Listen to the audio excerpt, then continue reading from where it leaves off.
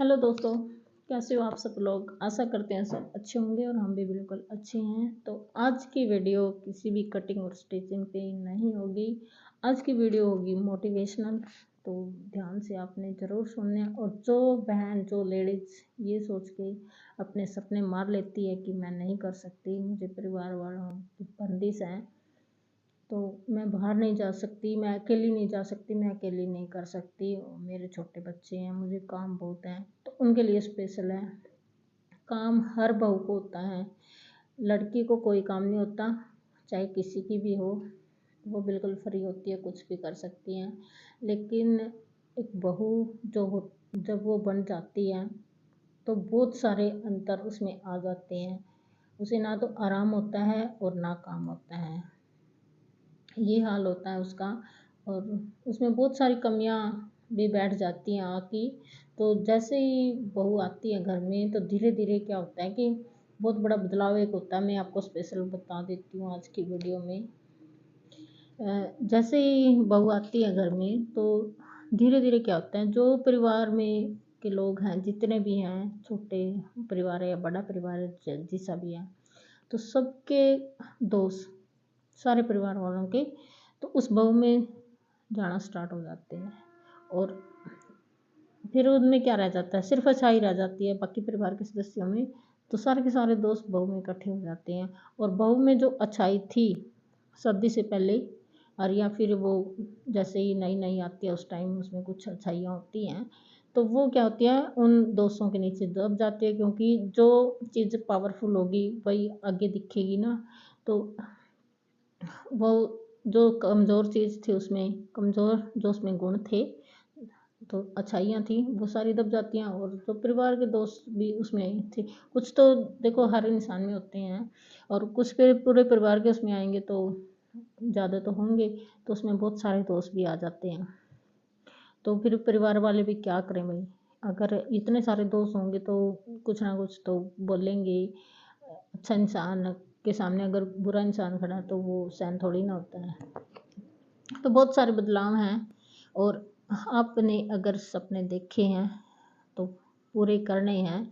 तो ये सब चीज़ें, समाज क्या कहेगा, मेरे पास टाइम नहीं है, मैं नहीं कर सकती, तो इन सब को इग्नोर करो और अपना आज से ही स्टार्ट कर दो। तो आज के टॉपिक क्या है कि कैसे मैंने अपना स्टिचिंग करियर की शुरुआत की है। तीन तीन मास्टर डिग्रियां होने के बावजूद, तीन तीन मास्टर डिग्रियां मैं आपको बता देती हूँ मेरे पास कौन सी हैं। पहली डिग्री मैंने की एमकॉम, दूसरी मैंने की एमएड इन एजुकेशन, और तीसरी की एमफिल इन एजुकेशन। तो तीन मास्टर डिग्रियां मेरे पास थी। और मैं नेट और जीआरएफ की तैयारी बहुत अच्छी ज़ोरों शोरों से मेरी चल रही थी। हर प्रोफेसर जो भी मुझे पढ़ाता था तो बोलता था अब की बार तेरा नेट पक्का है। तो जो कोचिंग सेंटर वाले वो भी बोलते थे, लेकिन जो क्लास टीचर, क्लास प्रोफेसर जो होते थे वो भी बोलते थे मुझे। और लेकिन फिर भी कभी आधे नंबर से, कभी एक नंबर से मेरा हर बार रह जाता था। फिर मैं ऐसे ही उम्मीद लेके दोबारा से फिर तैयारी करती, फिर रह जाता। और फिर ऐसे ही चलते चलते हो गई शादी 2019 में। और शादी के बाद एक साल के अंदर ही मेरा बच्चा हो गया। और बच्चे होने के बाद तो ये लगा लो, बुक ये भी नहीं पता, आज तक भी नहीं पता उस दिन रखी थी जिस दिन मैं प्रेग्नेंट हुई थी, मुझे पता लगा था। तो उस दिन बुक रखी थी और आज तक बुक ये नहीं पता कहाँ गई, कैसी थी, क्या उनमें था, तो कुछ नहीं पता बुक्स के बारे में। और शादी के बाद बच्चा, और बच्चा की देख रेख संभाल और साथ में घर के काम, तो उनमें तो टाइम ही नहीं था, घर पे टाइम नहीं था पढ़ने के लिए, और बाहर जा नहीं सकती थी बच्चे को छोड़ के। तो ऐसे ही 2-3 साल, 2 साल बाद फिर दूसरा बच्चा हो गया मेरा।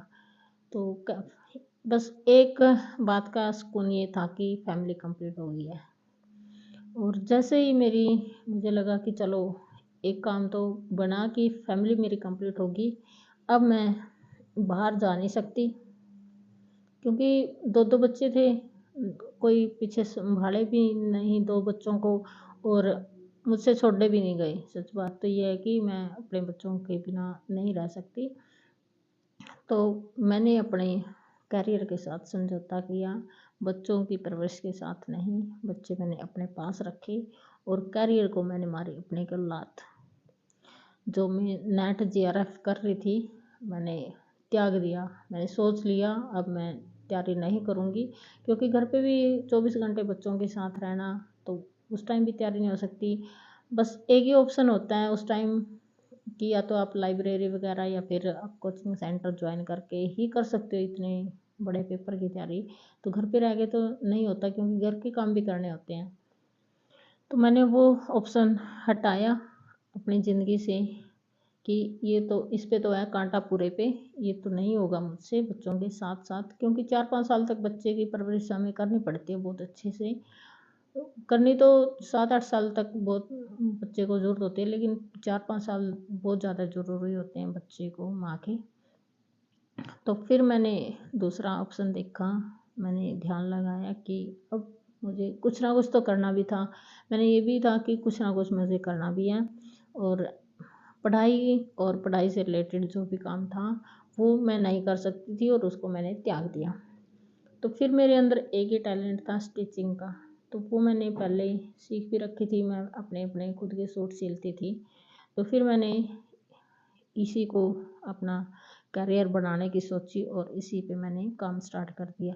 स्टिचिंग का काम मेरा दूसरा बच्चा 1 महीने का था, छोटा बेटा मेरा।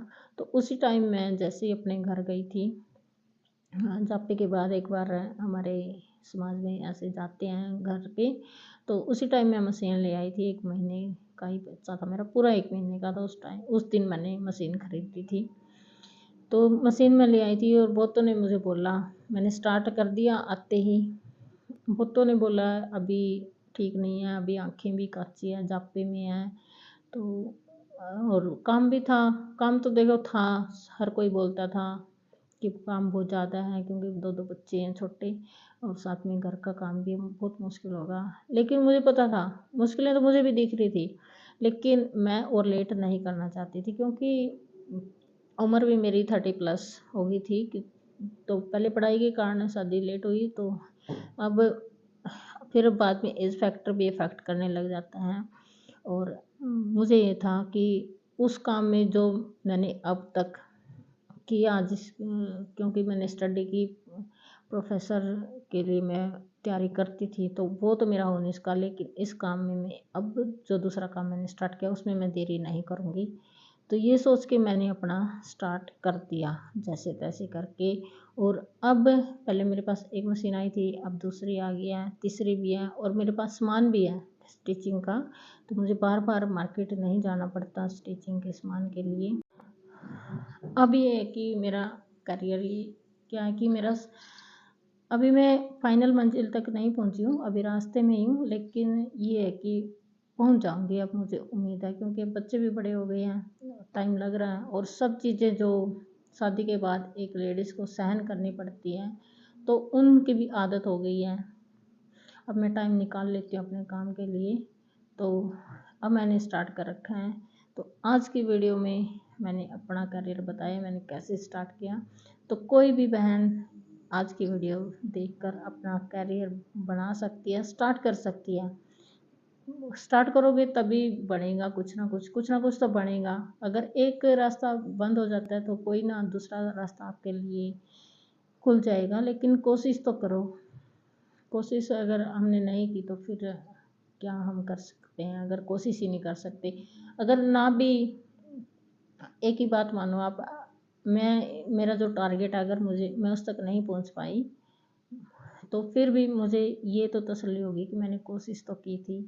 ये पछतावा नहीं रहेगा कि मैंने कोशिश ही नहीं की, मैं क्या पाती, शायद मिलती मंजिल या नहीं मिलती। तो कोशिश करो, सब मिलता है। लेकिन जो आपको परेशानी है, लोगों के ताने हैं, वो ज़रूर मिलेंगे। जो भी कामयाब व्यक्ति होता, आदमी होता है, इंसान होता है, तो उसको ये सब चीज़ें झेलनी पड़ती है समाज की। क्योंकि समाज में हमें आगे बढ़ाने वाले कोई कोई मिलता है, 1-2 मुश्किल से मिलता है। भरे पूरे समाज में हमारे आसपास बहुत सारे लोग होते हैं, और पीछे खींचने वाले हर कोई मिल जाता है, हर मोड़ पे, हर कदम पे मिल जाता है। तो ये सबसे बड़ी मुश्किल अगर हमने झेल ली, तो जो कैरियर आपने सोचा है, जो मंजिल आपने सोची है, वो बहुत आसान हो जाती है। तो स्टार्ट कर दीजिए आप भी। और आज के लिए इतना ही, मिलते हैं फिर नए टॉपिक के साथ।